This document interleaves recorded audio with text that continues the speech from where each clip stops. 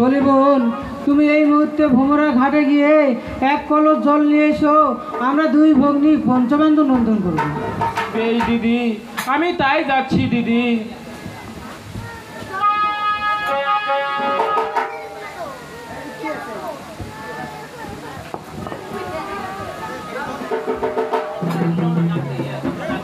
কোথায় দুবলা?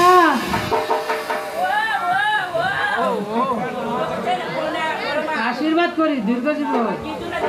আর কি জন্য ডাকবো দুবলা? এই নাও পত্র, তা তোমার ছোট মাকে দিয়ে এসো। বেশ, আপনার কথা মতন তাই করছি।